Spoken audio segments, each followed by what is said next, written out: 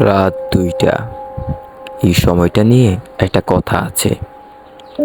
এই সময়টা নাকি জীবিত আর মৃতের মাঝের দরজাটা খুলে যায়। আর যদি এই সময় কেউ তোমার নাম ধরে ডাকে, তাহলে কখনো উত্তর দিও না। আমি দিয়েছিলাম, আর সেই ভুলের জন্য আমি আজও শাস্তি পাচ্ছি। আসসালামু আলাইকুম, আমি জুবায়ের। আমি আছি আপনাদের সাথে। আমাদের চ্যানেলটিকে সাবস্ক্রাইব করে রাখুন সুন্দর সুন্দর ভূতের ঘটনা শুনতে। বেশি দেরি না করে এখনই ঘটনায় চলে যাচ্ছি। আমার নাম রাহাত। আমি শহরে বড় হয়েছি, কিন্তু আমার দাদার বাড়ি একটা গ্রামে। নামটা বললে হয়তো চিনতে পারবেন না, কারণ ওই গ্রামের একটা অংশ এখন আর কেউ উচ্চারণ করতে চায় না। ছোটবেলায় যখন ছুটিতে গ্রামে যেতাম, তখন প্রায়ই শুনতাম এক অদ্ভুত গল্প। গ্রামে একদম শেষ প্রান্তে একটা পুরনো বাড়ি আছে। ওটা একটা ঢাকা বাড়ি, কারণ সেখানে গেলে কেউ না কেউ তোমাকে ডাকবেই, তোমার নিজের নাম ধরে। আর যদি তুমি উত্তর দাও, তাহলে তুমি আর আগের মতো ফিরে আসতে পারবা না। আমি তখন এসবকে হাস্যকর মনে করতাম। ভূত, আত্মা, সব মানুষের বানানো ভয়। আমার বন্ধু সুমন, সেও আমার ওই মতো নেই। একদিন আমরা গ্রামে বসে গল্প করছিলাম। হঠাৎ সুমন বলল, রাহাত, তুই কি ওই বাড়িটার কথা জানিস? আমি এসে বললাম, যেখানে গেলে ভূত নাম ধরে ডাকে? হ্যাঁ, শুনেছি। সে একটু সামনে ঝুঁকে বলল, চল না, আজ রাতে যাই। আমি প্রথমে থমকে গেলাম, কিন্তু আমার ভিতরে কৌতূহলটা ভয়কে হারিয়ে দিল। ঠিক আছে, যাই। রাত 11:45। আমরা বের হলাম। আকাশে চাঁদ নেই, চারদিক কুয়াশা, ঝিঝি পোকার শব্দ যেন আরো জোরে শোনা যাচ্ছে। তুই নিশ্চিত এইটাই রাস্তা? সুমন মোবাইল দেখে বলল, হ্যাঁ, সামনে গেলেই হবে। কিন্তু আমার মনে হচ্ছিল কেউ আমাদের পিছু হাঁটছে।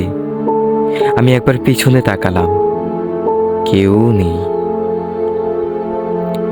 অবশেষে আমরা পৌঁছালাম। বাড়িটার সামনে দাঁড়াতেই আমার পুরো শরীর ঠান্ডা হয়ে গেল।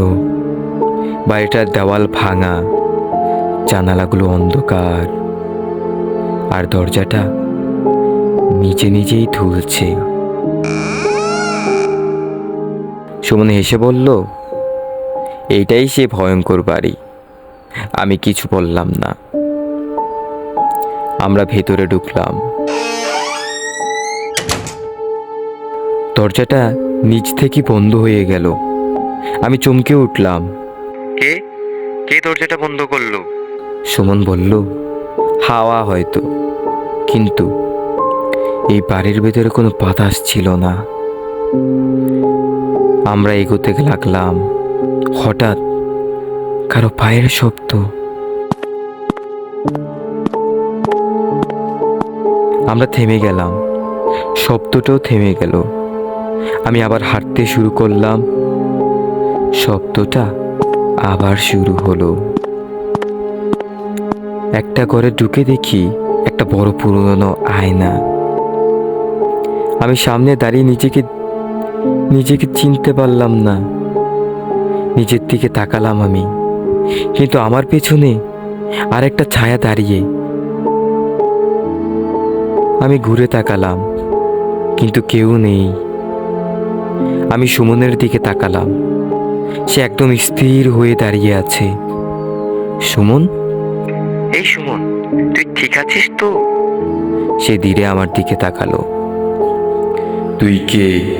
এখানে এসেছিস কেন তুই? আমার বুক ধড়ফড় করতে লাগলো। হঠাৎ তার চোখ লাল হয়ে গেল। এটা আমাদের জায়গা। তার কণ্ঠস্বর তার নিজের মতো ছিল না। আমি দৌড়াতে শুরু করলাম। পেছন থেকে ডাক, রাহাত। আমি থামলাম না, কিন্তু বুঝতে পারলাম ওটা সুমনের গলা না। আমি দরজার কাছে পৌঁছালাম, দরজা খুলে বাইরে এলাম। বাইরে সুমন দাঁড়িয়ে হাসছে। তুই তো ভিতরে আছিস। আমি পেছনে তাকালাম। আমি এখনো ওই বাড়ির ভেতরেই দাঁড়িয়ে, আর বাইরে যে দাঁড়িয়ে সে আমি না। আজও রাত 2টার পর কেউ যদি তোমার নাম ধরে ডাকে, উত্তর দিও না, কারণ যে ডাক্তার তুমি শুনবে সেটা সব সময় মানুষের না। অনেক সময় সেটা তোমার নিজের কণ্ঠেই ফিরে আসে, আর তখন তুমি বুঝতেই পারবে না তুমি আসলেই কোথায় দাঁড়িয়ে আছো। বাস্তব আর অন্ধকারের মাঝখানে আটকে পড়বে। লোকজন বলবে ও বাড়ির ভেতরে এখনো দুজন মানুষ আছে, একজন যে পালাতে চেয়েছিল আর একজন যে কখনই বের হতে পারেনি। আর আজও তার নতুন কাউকে খুঁজে, যাতে সে তাদের জায়গা নিতে পারে। তুমি কি জানো কেন ওই বাড়ি থেকে কেউ ফিরে আসে না? কারণ ও বাড়ি শুধু মানুষকে আটকে রাখে না, ওটা মানুষকে বদলে ফেলে। যে একবার ওই ডাক শোনে, সে ধীরে ধীরে নিজের অস্তিত্ব হারাতে শুরু করে। তার স্মৃতি, তার কণ্ঠ, তার ছায়া সবকিছু ওই বাড়ির অংশ হয়ে যায়।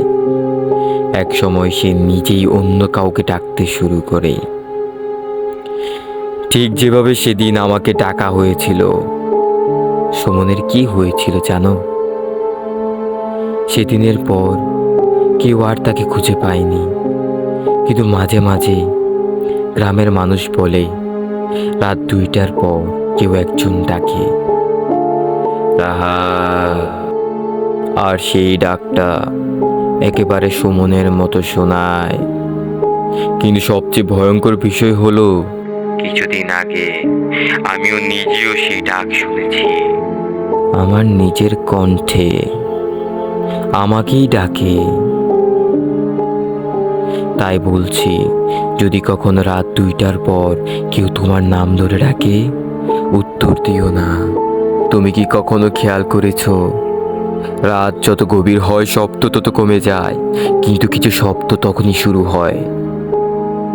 ওই বাড়ির আশেপাশে গেলে মোবাইলের নেটওয়ার্ক হঠাৎ চলে যায়, ঘড়ির সময় থেমে যায় 2টায়।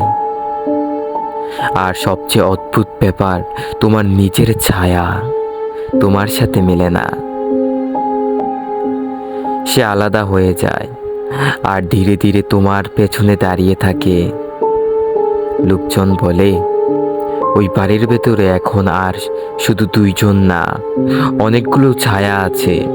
প্রতিটা ছায়া একটা মানুষ, যারা কোনো এক রাতে ভুল করে উত্তর দিয়েছিল। তারা কেউ মারা যায়নি, কিন্তু বেঁচেও নেই। তারা অপেক্ষা করে পরবর্তী উত্তরের জন্য। হয়তো আজ রাতে তোমার নামটাই ডাকা হবে। যদি শোনো, মনে রেখো, উত্তর দিও না। ঘটনাটি সম্পূর্ণ একটি কাল্পনিক ঘটনা ছিল। আপনাদেরকে বোঝানোর জন্য, একটু আনন্দ দেওয়ার জন্য সম্পূর্ণ কাল্পনিক একটা ঘটনা ছিল। কেমন লাগলো ঘটনাটি অবশ্যই কমেন্ট করে জানাবেন, এবং আপনাদের ঘটনা শোনাতে অবশ্যই আমাদেরকে মেল করুন। আমাদের চ্যানেলে দেওয়া আছে মেল, আপনারা আমাদেরকে মেল করে আপনাদের ঘটনা শোনাতে পারেন। এবং ভালো লাগলে চ্যানেলটিকে অবশ্যই সাবস্ক্রাইব করে পাশে থাকবেন। ধন্যবাদ আজকের জন্য। আসসালামু আলাইকুম।